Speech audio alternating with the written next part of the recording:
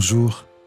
Prenons quelques minutes pour méditer la parole de Dieu, qui nous dit dans le livre des Psaumes au chapitre 24 et le verset 1 « Le Seigneur possède le monde et ses richesses, la terre et tous ses habitants. » Ce texte est une invitation à contempler la grandeur de Dieu, sa puissance, sa souveraineté et en même temps son amour pour toi et pour moi.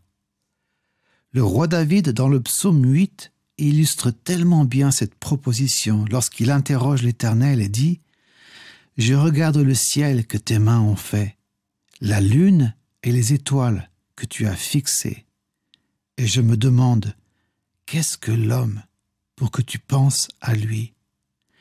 Qu'est-ce qu'un être humain pour que tu prennes soin de lui? » Oui, le Créateur de l'univers, le Créateur du cosmos, pense à toi.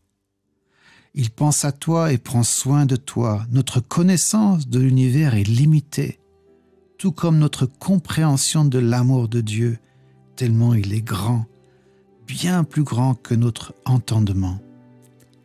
Nous sommes face à l'impossibilité de comprendre, l'impossibilité de compter les étoiles du ciel, tout comme l'était Abraham, à qui le Seigneur dit « Regarde le ciel et compte les étoiles si tu peux. » Cette impossibilité de comprendre, de compter ou de cerner l'œuvre de Dieu est rassurante.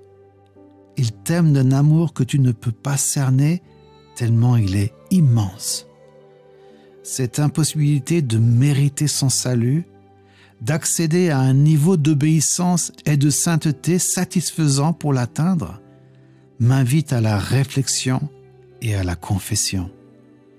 Je confesse que c'est tout par grâce, pure grâce, que tu es toi, Jésus, ma sainteté, mon vêtement lavé de ses taches, ma rédemption, la porte de mon salut, porte dont les montants sont marqués du sang de l'agneau de Dieu qui ôte le péché du monde. Laisse-moi te dire ceci. Accepte son salut. Accepte le pardon de toutes tes fautes lorsque tu les reconnais. Sois dans la paix, accepte que tu ne mérites rien, mais qu'en lui, à travers lui et à cause de lui, tu as tout, le salut et la vie pour l'éternité. Pense au bandit, lui aussi cloué sur une croix, et qui dit à Jésus « Jésus, souviens-toi de moi quand tu viendras comme roi. » Et à qui Jésus répond « Je te le dis, c'est la vérité, aujourd'hui, tu seras avec moi dans le paradis. » Pense à Rahab, la prostituée de Jéricho, ce ne sont pas ses œuvres qui la sauvent, elle se prostituait.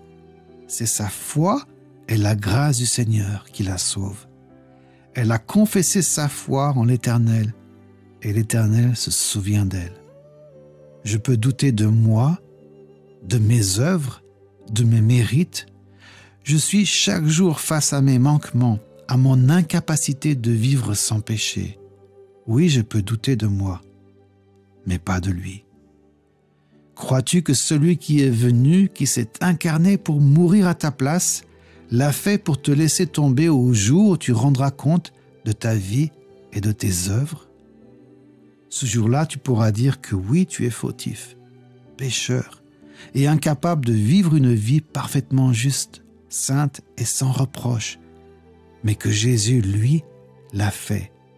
Il est ta sainteté, ta vie, celui qui te couvre par son sang et t'invite à rentrer dans l'éternité qu'il a préparée pour toi. Le Seigneur possède le monde et ses richesses, la terre et tous ses habitants. En dehors de lui, il n'y a rien. En dehors de sa vie, il n'y a pas de vie. Lorsque le Père regarde ma vie, il voit son Fils qu'il a envoyé pour me sauver de sa condamnation, parce qu'il m'a tant aimé.